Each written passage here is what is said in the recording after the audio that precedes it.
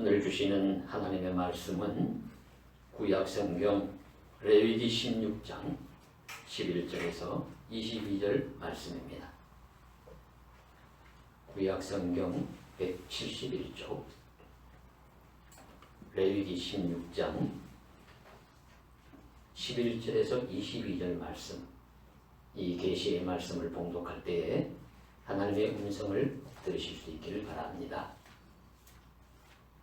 아론은 자기를 위한 속죄제의 수송아지를 들이되 자기와 집안을 위하여 속죄하고 자기를 위한 그 속죄제 수송아지를 잡고 향로를 가져다가 여호와 앞 제단 위에서 피운 불을 그것에 채우고 또 곱게 간 향기로운 향을 두 손에 채워가지고 휘장 안으로 들어가서 여호와 앞에서 분향하여 향년으로 증거계비 속죄소를 가리게 할지니 그리하면 그가 죽지 아니할 것이며 그는 또 수송아지의 피를 가져다가 손가락으로 속죄소 동쪽에 뿌리고 또 손가락으로 그 피를 속죄소 앞에 7번 뿌릴 것이며 또 백성을 위한 속죄제 염소를 잡아 그 피를 가지고 휘장 안에 들어가서 그 수송아지 피로 행함같이 그 피로 행하여 속죄소 위와 속죄소 앞에 뿌릴지니 곧 이스라엘 자손의 부정과 그들이 범한 모든 죄로 말미암아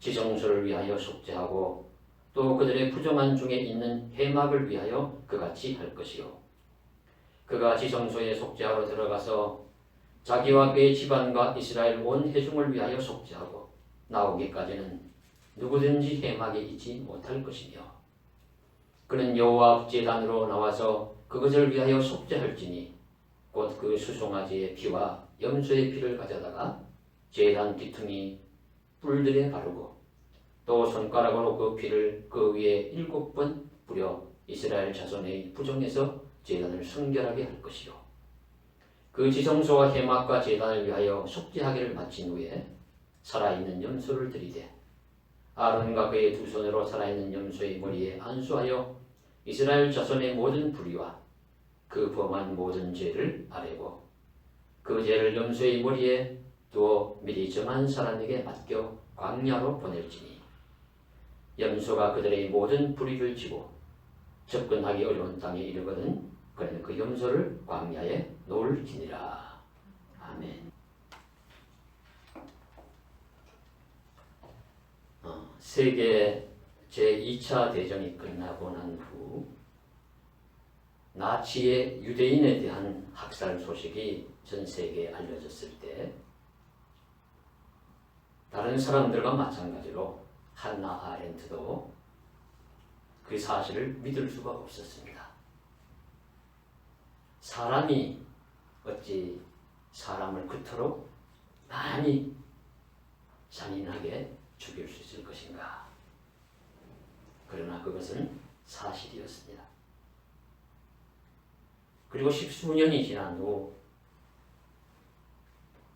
나치 독일의 2인자라고 여겨진 아돌프 아이히만이 1960년 아르헨티나에서 이스라엘 정보국에 의해서 체포되어 예루살렘으로 이송되어 재판을 받게 되었습니다. 이 소식이 알려지자 한나 아렌트는 예정이 된 대학의 강의를 취소하고 미국의 한 잡지사의 기자 자격으로 그 재판을 이스라엘로 날아가서 참관하게 됩니다. 그녀는 그 재판의 과정을 지켜본 후에 유명한 저서 예루살렘의 아이히만이라는 우리 책을 펴내게 되는데 그 부제는 악의 평범성에 관한 보고서다 그렇게 되어 있습니다. 그녀는 무엇보다도 재판을 받는 아이히만의 풍모가 너무 평범하였다는 것에 놀랐습니다.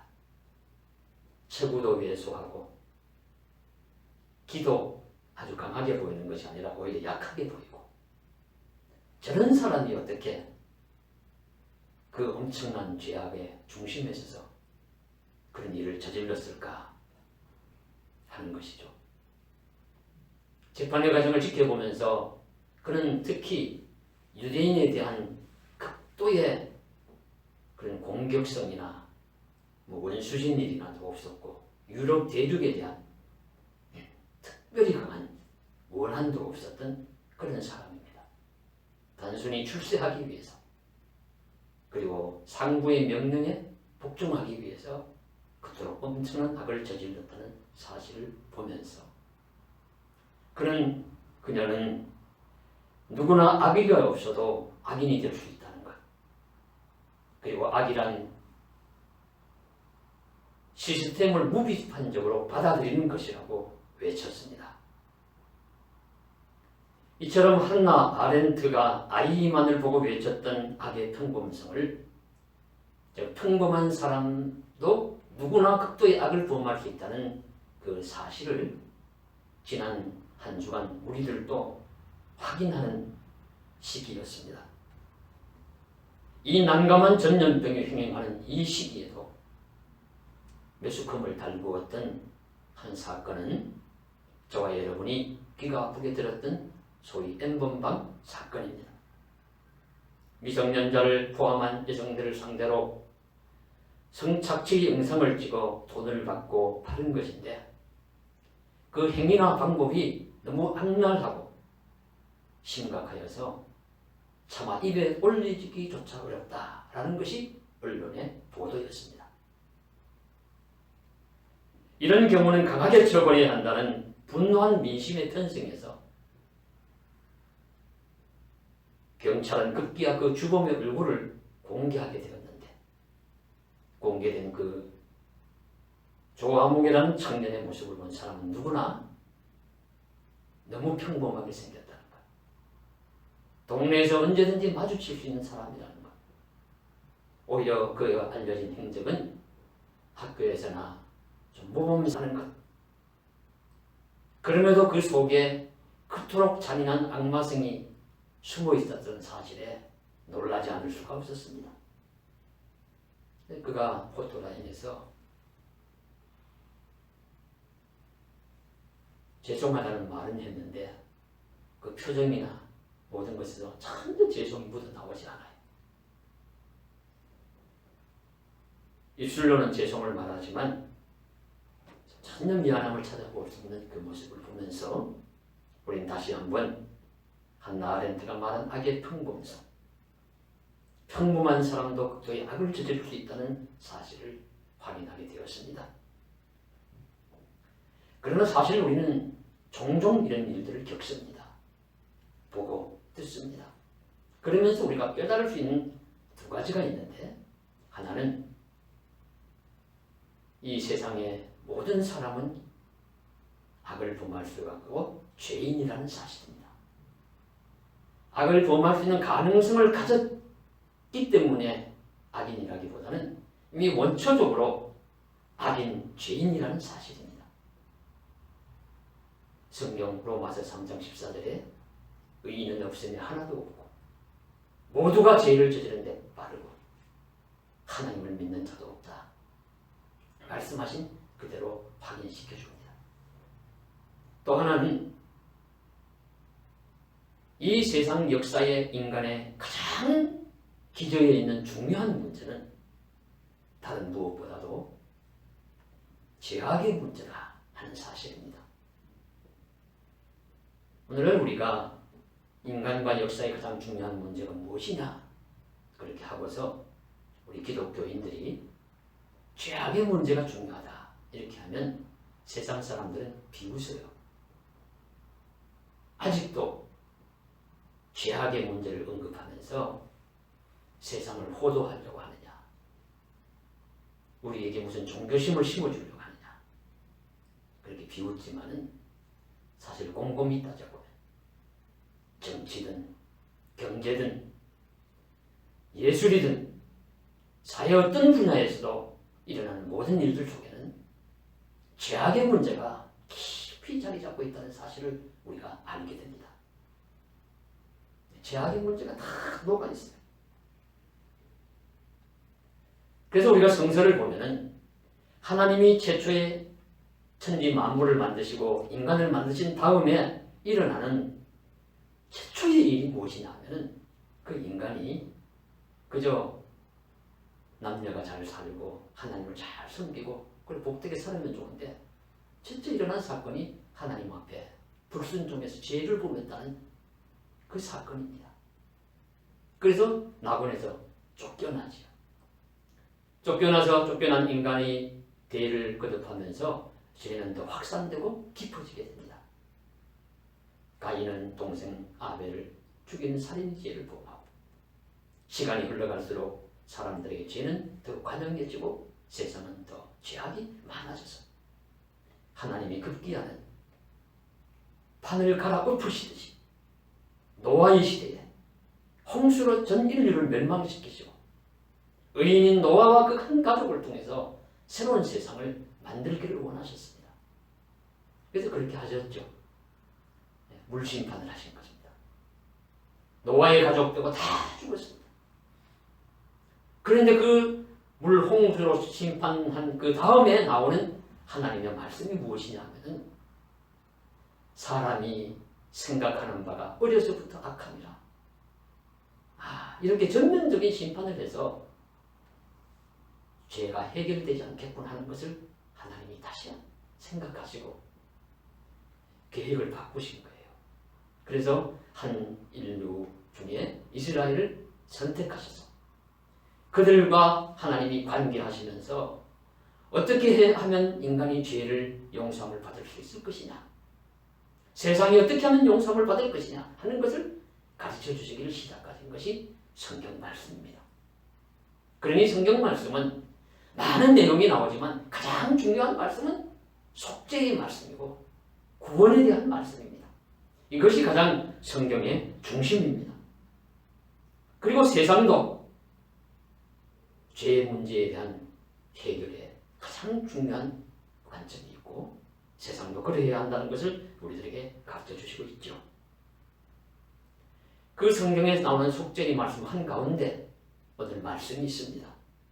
하나님의 거룩하심과 인간의 속죄를 다루는 레위기 중반부에 오늘 말씀인 대속죄일에 대한 규례가 나오는데 레위기에는 속죄를 위한 많은 제사를 설명하고 있습니다. 그 중에 오늘은 대속죄일이라 정해놓고 하나님이 세상과 인간을 용서하시기를 원하시는 날 과연 무엇을 어떻게 해야 할 것인지를 설명하시고 있습니다. 그러므로 우리는 속죄일 또는 대속죄일과 부르는 이날 내용을 살펴보면서 오늘 우리들에게 하나님이 주시고자 하시는 메시지가 무엇인지를 깨닫고자 합니다. 제일 먼저 대속죄일이 언제냐? 당시 일대력으로 7월 10일입니다. 일곱째 달 열흘. 우리 다른 여러 곳에도 나오지만 레위기 16장 29절에 보시면 너희는 영원히 이 규례를 지킬지니라. 일곱째 달 그 달 10일에 너희는 스스로 괴롭게 하고 아무 일도 하지 말되 보통인이든지 너희 중에 거류하는 거류민이든지 그리하라. 이날에 너희를 위하여 속죄하여 너희를 정결하게 하리니 너희의 모든 죄에서 너희가 여호와 앞에 정결하리라. 하나님이 7월 10일을 정하셔서 대속죄일로 지켜라. 그렇게 말씀하셨다는 겁니다. 그러면 이날 누가 가장 중요한 역할을 할까요? 이날 가장 중요한 역할을 하는 자는 대제사장입니다. 이스라엘의 모든 제사는 매일 제사 드리고 그러니까 상번제죠. 그리고 월삭 초하루에 드리고 그리고 또 안식일 제사를 드리고 합니다. 그런 때는 제사장들이 24반차로 나누어서 차례대로 순번을 정해서 들어가서 제사에 주례를 해요. 그런데 이날 대속죄일 날은 대제사장이 1년에 한 번 하나님 앞에 나아가는 날입니다. 그래서 이 대제사장이 이 대속죄일 날은 가장 중심되는 인물이고 중요한 인물입니다. 그러면 어디에서 하느냐? 성소에서 하죠. 성전시는 성전인데 성전, 성막의 성소이고 특별히 지성소에 들어갑니다. 이날 하루 그래서 16장 2절에 레위기 16장 2절에 보시면은 여호와께서 모세에게 이르시되 내 형 아론에게 이르라. 당시 아론은 대제사장입니다. 성소의 휘장 안 법궤위 속죄소 앞에 아무 때나 들어오지 말라. 그리하여 죽지 않도록 하라. 이는 내가 구름 가운데서 속죄소 위에 나타남이니라. 이 속죄소와 법궤가 있는 곳은 지성소입니다.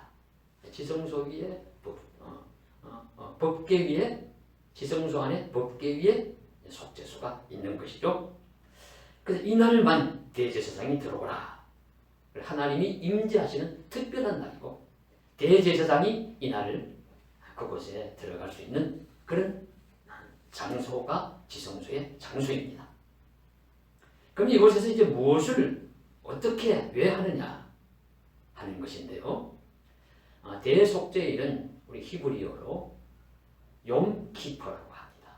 욤은 today 날이라는 말이고 키퍼라는 말은 커버 덮는다는 뜻이 있습니다. 욤 키퍼 죄를 덮는다, 죄를 가린다라는 의미입니다. 그러니까 이 대속죄일은 죄를 덮는 날이고 죄를 가리는 날이에요. 하나님이 말씀하신 대로 이렇게 하면은 죄가 가려질 것이다. 죄가 덮여질 것이다. 하나님이 모든 백성의 죄를 용서해 주실 것이라고 말씀하신 날입니다. 그래서 이 대제사장은 하나님이 정해 주신 대로 정확하게 지켜야 됩니다. 철두철미하게 잘 지켜서 그래서 이 날은 굉장히 무섭고 두려운 날입니다. 만약에 잘못 지키면 대제사장이 죽을 수가 있습니다. 그래서 26장 시작하면서 상기시키는 것이 아론의 아들들이 여호와께서 명하시지 않는 불을 들이다가 죽지 않았느냐 이렇게 되새겨 주시면서 이 말씀을 경고하시면서 시작합니다. 인간이 하나님 앞에 서는 날이기 때문에 구약시대의 하나님 앞은 매우 엄중한 자리입니다. 조금만 잘못하면 살아날 수가 없어요. 이 대제사장도 인간이기 때문에 우리 속죄의 직분을 감당하지만 매우 조심하고 정결하고 한치도 틀림없이 감당해야 합니다. 그래서 이 대제사장이 이제 하는 일이 첫째로는 먼저 물로 자기 목을 깨끗하게 씻습니다. 그리고 난 다음에는 평소에 입던 대제사장의 옷을 벗고 세마포로 된 속옷, 겉옷, 머리에 쓰는 관, 띠까지 일체의 치장이나 그런 것 없는 흰 세마포 옷을 입습니다. 평소에 대제사장의 옷은 매우 화려합니다. 막 달린 것도 많고 막 화려한데 이날을 우리 그 옷을 벗고 이 하나님 앞에 아주 심플, 단순하게 세마포로 된 흰 옷을 입고 흰 띠를 띠고서 아무 치장도 필요 없이 들어가는 거예요. 하나님 앞에서 인간은 치장과 가식과 과장이 다 필요 없다. 순수하고 깨끗해야 한다 하는 말씀을 해주신 줄로 압니다. 그리고 난 다음에 이 대제사장이 하는 특별한 이날 하는 일은 향로에 향을 피워가지고 들어가서 분향을 합니다. 분향을 하는데 오늘 읽으신 말씀이 나오는데요. 그래서 이 분향을 하면 이제 그 향에서 향의 연기가 나와서 속죄산을 가득하게 채우게 되면 이 대제사장이 죽지 않는다 말씀을 하십니다. 그래서 이 말씀을 가만히 저는 보면서 연기가 가득 차면은 속죄소도 보이지 않고 법궤도 잘 보이지 않고 대제사장도 잘 보이지 않고 하나님이 법궤 위 속죄소 위에 임재하신다고 했는데 하나님의 모습도 볼 수 없는 겁니다. 그래서 죽지 않는 거예요. 구약시대만 해도 하나님의 모습을 본 인간은 죽는다 하는 것입니다. 그래서 죽지 않고 대제사장이 자기의 직무를 잘 감당한다는 뜻이고 이것을 반대로 뒤집어 놓고 보면은 대제사장의 모습도 보이지 않는 것입니다. 잘.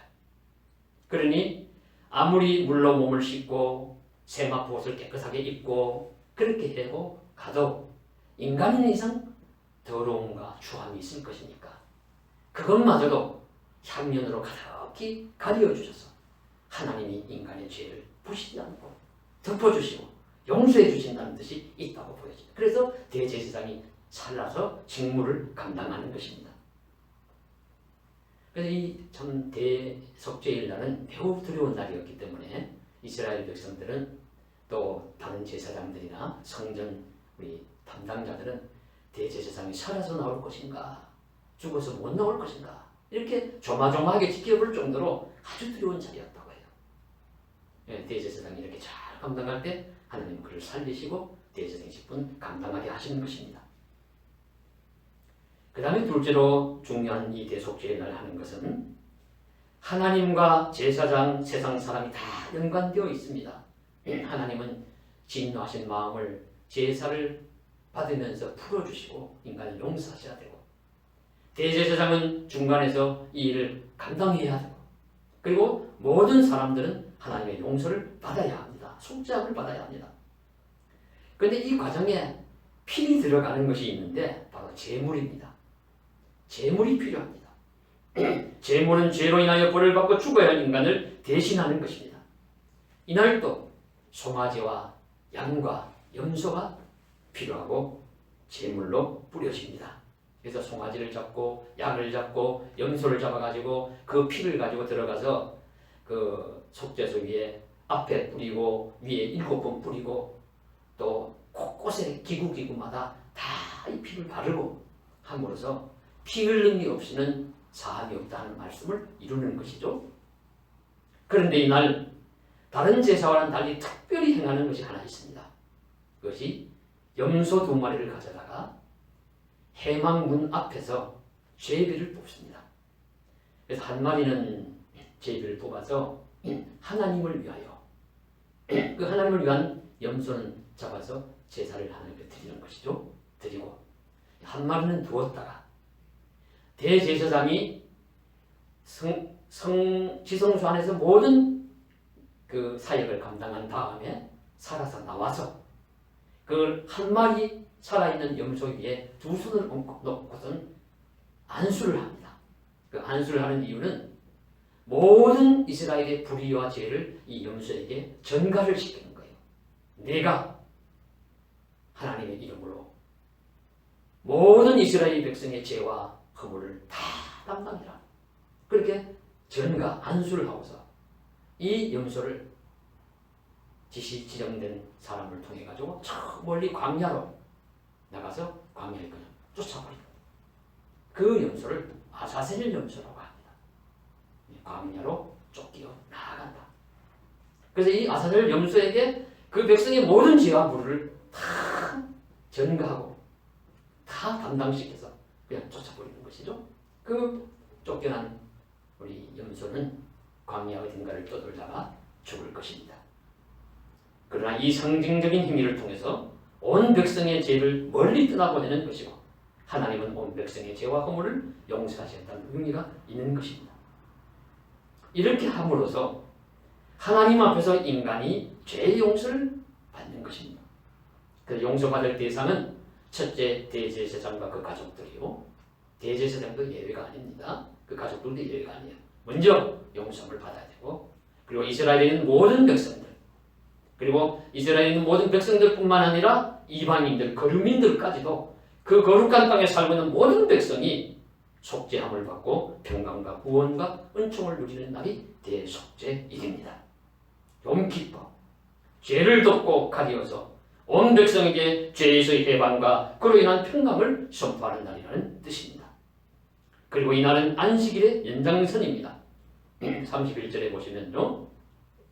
안식일 중에 안식이라고 말씀하시고 있고 이 날을 영원히 지키라고 말씀하셨습니다. 34절에서도 영원히 지킬 규례라고 말씀하십니다. 그러므로 이스라엘은 이 날을 당하면 자신을 괴롭게 하면서 금식을 하고 그리고 이제 자기를 즐길 수 있는 오락을 피하고 그리고 일을 하지 않으면서 아주 자기 죄를 슬퍼하면서 하루를 보내야 하는 것입니다. 또 제사를 드리면서 구약 이스라엘은 이 날을 이렇게 지키기에 힘썼을 것입니다. 오늘날 유대교도 마찬가지로 이 날을 이렇게 지키려고 힘쓸 것입니다. 그러나 우리 기독교에서는 예수님께서 오시고 신약시대에 접어들면서 이런 이 날과 방법과 의미를 전환하여서 받아들이게 됩니다. 우선 대속죄의 중심 역할을 하는 대제사장이 다릅니다. 우리 기독교는 유대교나 구약의 율법과 제도에 의한 인간 유대인 대제사장이 아니라 그들은 불완전하여서 이 역할을 잘 감당하지 못했어요. 그래서 하나님은 이렇게 정해주시면서 잘 감당하라고 하셨지만 시간이 흐르면서 잘 감당하지 못하고 죄를 짓고 또 나라가 멸망하면서 대제사장의 이 관계가 이 계보가 끊어지기도 하고 그리고 또 평온의 시기가 오면 대제사장들이 타락하여서 정치와 결부해가지고 권력자가 되어서 악과 죄악을 행하고 그러면 그 일을 온전히 못하니까 하나님이 용서하실 수 없어서 벌을 내야 되고 이런 것들이 이제 반복되니까 이것을 이제 선지자들이 계속해서 경고하는 것 아닙니까? 그렇게 되니까 하나님이 이 세상에 온전하신 대제사장을 보내셨습니다. 그분이 바로 주 예수 그리스도십니다. 그래서 주 예수 그리스도를 보내셔서 대제사장 역할을 감당하게 하신 것입니다. 이 사실을 히브리서는 장엄하게 말씀하고 있습니다. 히브리서 3장 1절에 그러므로 함께 하늘의 부르심을 받은 거룩한 형제들아 우리가 믿는 도리의 사도이시며 대제사장이신 예수를 깊이 생각하라. 4장 14절에도 7장 26절에도 거듭거듭 온전하신 대제사장인 예수님을 통해 가지고 인간이 속죄함을 받고 구원을 얻을 수 있다는 사실을 성경은 우리들에게 말씀해 주실 수가 있습니다. 인간 대제사장은 실패한 거죠. 그래서 하나님이 자기 아들을 이 세상에 대제사장으로 보내셔서 그 역할을 온전하게 감당하도록 하셨고 우리 기독교는 그 예수를 믿는 것입니다. 또 하나는 그리고 예수님 자신이 또 온전한 제물이 되셨습니다. 히브리서 7장 27절에 그는 저 대제사장들이 먼저 자기 죄를 위하고 다음에 백성의 죄를 위하여 날마다 제사드린 것과 같은 할 필요가 없으니 이는 그가 단번에 자기를 드려 이루셨습니다. 요점은 예수님이 오심으로 예수께서 온전한 대제사장이 되실 뿐만 아니라 예수님을 통해서 그래서 속죄함을 받을 수가 있으며 예수님 자신이 또한 불완전한 동물의 피가 아니라 자신의 몸을 드림으로써 십자가에서 자기 몸을 드림으로써 하나님의 진노와 심판을 피하게 하는 속죄의 제물 역할을 온전하게 감당하셨다는 뜻입니다. 바로 예수님이 십자가에 죽으심으로도 감당하신 것이죠. 그래서 구약의 시대에는 날마다 안식일마다 이런 속죄 절기마다 수많은 동물들을 잡아가지고 제사드리고 피를 놓고 하는데 이제 신약 시대에 우리 기독교에서는 그러지 않아요. 그러지 않아도 됩니다. 왜냐하면 예수님이 이 모든 것을 다 감당하셨기 때문입니다. 예수님의 십자가 이후에 이제는 구약 성서에 날마다 드리는 제사는 우리가 날마다 주 예수를 의지하고 드리는 믿음의 예배 속에 깊이 녹아 있습니다. 그들이 안식일마다 드리는 제사는 우리 주일 예배 속에 깊이 새겨져 있습니다. 1년에 한 번 드리는 대속죄의 피의 제사와 아사절 염소의 의식과 향년으로 지성소를 가려서 살아내는 것도 진심으로 교회가 드리는 예배 속에 성도가 드리는 믿음의 예배 안에 녹아 있다고 믿습니다. 오직 모든 것은 예수님 안에서 해결되었습니다. 예수께서 대제사장이시요 십자가의 죽으심으로 제물 그 자체가 되신 분이시요 아사셀 염소처럼 모든 죄를 안고 골고다 산상 영문 밖 광야로 나가서 죽임을 당하시었고 대제사장이 피워서 들어간 향년은 거룩하신 성령이 대신하여서 하나님과 우리 사이를 채워줌으로 우리를 지켜주시고 하나님과 우리 사이를 연결해 주신다고 할 수가 있습니다. 구약의 대속죄의 모든 일과 역사도 예수님 안에서 다 성취되었다는 뜻입니다. 예수는 대제사장이시오 그리고 또한 온전한 제물이시기 때문입니다. 그래서 예수님은 우리 하나님께로 가는 유일한 길이시오. 예수님은 진리이시고 생명이시고 부활이시고 예수님은 길 그 자체이십니다. 세상에 많은 종교가 있고 성인 분자가 있다고 우리가 생각을 하는데 그들과 예수님이 다른 차이점은 그들은 구원 얻는 길을 보여주겠다. 구원하는 방법을 알려주겠다 하는 것이지만 우리 기독교의 예수님은 그런 분이 아닙니다. 길 자체이십니다. 생명 자체이십니다. 부활 자체이십니다. 진리 자체이십니다. 그래서 나는 곧 길이요 진리요 생명이니 나는 부활이요 생명이니 그 자체라고 말씀하신 바로 그분이십니다. 막대기가 아니라는 거예요. 달을 가리키는 막대기가 아니라 달 그 자체시고 그 온전하신 목적 그 자체시라는 것을 우리에게 가르쳐 주시고 있습니다. 그러므로 세상에 일어나는 모든 일들은, 수많은 일들은 예수님을 통해서만이 우리가 해결함을 받을 수가 있습니다. 세상 속에서, 역사 속에 수시로 무섭고 두렵고 힘들고 어렵고 큰 사건들이 많이 일어날 때가 있는데, 그때마다 사람들은 계몽주의 시대는 이성을 신뢰하고, 과학기술 문명의 시대에는 과학기술을 신봉하고, 어떤 권력자가 나와서 큰 힘을 가지고 세상을 다스릴 때는 권력을 의지하지만은 그런 것들은 다 실패로 돌아가요. 이성을 믿던 것도 다 실패하게 되고, 과학기술을 믿던 것도 이렇게 죄인 인간이 악용을 하니까 다 그것은 돌아가고, 그 어떤 사람이 나타나서 세상 권력을 가지고 아름다운 세상을 만들어 보겠다고 해도 결국엔 다 실패로 돌아가고, 결국 인간이 살아가는 이 세상은 수렁과 같이 죄인인 인간이 움직이면 움직일수록 깊이 자꾸 빠져들어갑니다. 그래서 기독교에서 말씀하는 죄는 다른 사람이나 어떤 공동체에 해를 입히고 피해를 주는 것도 죄지만은, 그러나 근본적으로 하나님의 자리에 두지 않는 것이 죄입니다.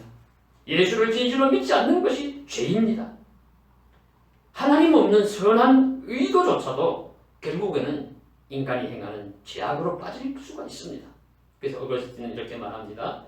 하나님이 인간을 지으셨다면 그 영원 깊은 데 자리 잡은 빈 공간들은 하나님 외에 무엇으로도 채워지지 않는다고 외쳤습니다. 그렇습니다. 하나님으로, 예수로 채워지지 않는 인생은 발버둥 쳐도 허무만 남을 뿐입니다. 진리와 길과 생명이 되신 예수님을 통해서 우리는 하나님 앞으로 가고, 또 예수님 그 자체를 통해서 생명의 길을 얻을 수가 있습니다. 우리 삶은 하나님 신앙, 예수 신앙으로 완전히 채워져야 합니다. 구약의 대속죄 이래 이런 엄격한 규정조차도 주시는 메시지는 역설적이라고 봅니다. 즉 이처럼 규정을 어렵게 해야 하죠. 잘 지키라고, 그렇지 않으면 죽임을 당하고 벌을 받는다. 그것은 우리 인간이 도저히 지킬 수 없다는 것입니다. 도저히 지킬 수 없기 때문에 이제 이 새로운 방법이 나와야 되는데, 그 방법은 예수님 딱 길이 되시고 진리가 되시고, 그래서 예수를 믿음으로 바로 은혜로 말미암아 구원을 얻는다. 인간의 노력이나 인간의 수고나 인간의 어떤 행위로 구원을 얻는 것이 아니라 예수를 믿음으로 은혜로 말미암아 구원을 얻는다. 그래서 예수 그리스도가 우리 인생의 주인이시고 꼭 필요하다는 사실을 말씀 속에서 가르쳐 주시고 있습니다. 속죄와 구원은 예수님을 믿음으로 누리는 은혜라는 사실이 진실로 다가옵니다. 바울 사도는 이 사실을 누구보다 정확하게 바라보았습니다. 그는 바리새파 율법적인 인간에서 복음적인 사도로 돌아온 사람이었기 때문입니다. 그리고 그 누구보다도 이 사실을 뼛속 깊이 깨닫고는 저와 여러분이 너무도 잘 아시는 에베소서 2장 8절, 너희는 그 은혜에 의하여 믿음으로 구원을 받았으니 이것은 너희에게서 난 것이 아니요 하나님의 선물이라. 그렇게 많이 읽고 했던 말씀인데, 이 말씀 준비하면서 이 말씀이 연결되어 떠오르면서 제가 준비할 때 눈물이 나더라고요. 바울이 본래 율법적인 사람이었고 유대교의 전통을 잘 지키면서 인간 대제사장 그리고 율법을 잘 지켜야 구원을 얻고 그렇게 살던 사람이 이제 은혜로 인한 복음을 말씀하면서 그런 것으로는 인간이 실패할 수밖에 없고, 바로 예수를 믿음으로써 행함이나 어떤 인간의 그 의지로 인해서 구원을 얻는 것이 아니라 오직 예수를 믿음으로 하나님의 선물로 은혜로 구원을 얻는 사실을 깨닫게 될 때 얼마나 그가 감격하였을까, 얼마나 그가 감동해서 이 말씀을 했을까 라는 생각을 하게 되니까 눈물이 핑 돌았습니다.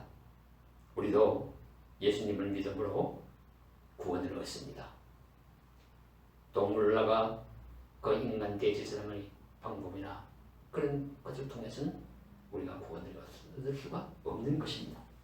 예수님의 십자가 은혜로 인한 구원이었구나, 그것을 다시 한번 깨닫습니다. 한 가지 말씀을 드리면서 말씀을 맺도록 하겠습니다. 필립 얀시의 놀라운 하나님의 은혜라는 책에 이런 이야기가 하나 눈에 들어왔어요. 신학자 헬무트 틸리케가 독일 교회의 목사가 되어서 성경 공부를 할 때의 일입니다. 그는 하늘과 땅의 모든 권세를 내게 주셨으니 하는 예수님의 말씀을 믿고서 예수님 안에서 모든 것을 힘을 가지고 아돌프 히틀러는 그 당시의 권력자도 그저 순간적인 도구에 지나지 않는다고 생각을 하면서 믿음으로 생활을 하고 있는데 하루는 교회 안에서 성경 공부를 예배당 안에서 하는데 모인 사람이 누구냐 하면 할머니 두 사람과 그리고 몸에 약간 마비 증세가 있는 반주자 한 사람과 그리고 자기밖에 없었어요. 그리고 마침 그 밖에는 독일 나치 히틀러의 친위대가 번쩍거리는 군화를 신고서 많은 군인들이 행진을 하고 있었습니다.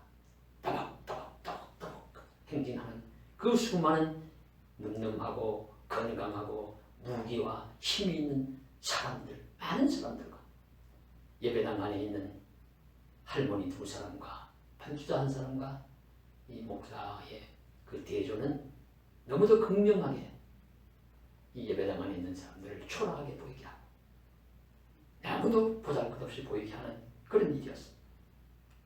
그러나 그때 틸리케가 떠올린 말씀은 바로 마태복음 13장 30절이죠. 천국은 마치 사람이 자기 밭에 갖다 심은 겨자씨 하나 같으니 이 말씀을 떠올리면서 비록 작을지라도 후에는 풀보다 나무보다 커서 공중의 새들이 와서 깃드는 곳이 될 것이라는 하나님 나라의 비전을 바라본다는 그런 말씀이었습니다. 오늘날도 그런 생각을 합니다. 예배당마다 성도들이 많이 모여서 풍성하게 예배를 드릴 때도 좋았겠지만 그러나 소수가 모이고 가정가정에 모여서 숨지면서 예배드리는 이 시기가 오히려 더 하나님을 진실로 발견할 수 있는 귀한 시기도 될 수 있을 줄로 믿습니다. 십자가 예수님은 본래 고난을 받으신 분이죠. 본래 수나 양으로 많은 것을 풍부함으로 강함으로 말씀하신 것이 아니라 자신이 죽으심으로써 복음을 나타내시고 구원과 속죄를 이루신 분이 예수님이시고 그리스도는 그 예수님을 따라가는 자들입니다. 예수님 당시에도 내가 의인이라고 생각했던 바리새인과 사두개인의 서기관들의 예수님 주님이 아니시고 내가 죄인이라고 깨닫고 가슴을 치면서 하늘을 쳐다보지도 못하는 세리와 그런 죄인들의 친구요 그들을 받아주셨던 예수님입니다. 오늘날 우리들의 속죄도 그런 맥락에서 이어질 수 있을 줄로 믿습니다. 우리들은 결코 의인이 아닙니다. 우리는 모두 죄인입니다. 하나님 앞에서 사람 앞에서도 죄인입니다. 심각한 죄인의식을 가지고 누구를 정죄하고 누구를 공격하기보다는 내 자신의 그 안타까운 죄를 슬퍼하면서 고통 속에서 눈물로 하나님 앞에 참회하고 십자가 예수님의 은혜로 말미암아 구원을 얻는다고 깨달을 때만이 이 세상에 많은 죄악과 고통과 그런 것들로 인한 슬픔이 사라질 수 있을 줄로 믿습니다. 그런 복된 길을 저와 여러분이 잘 걸어갈 수 있기를 주님의 이름으로 간절히 소망합니다. 기도드리겠습니다. 대제사장 되신 주님, 온전한 제물 되신 예수님, 십자가에서 보혈로 우리를 구원하여 주신 예수님, 은혜로 말미암아 믿음으로 구원을 받은 저희들 깨닫고 한 걸음씩 한 걸음씩 주 앞으로 달려가게 하여 주옵소서. 예수님 이름 받들어 간절히 기도드리옵나이다.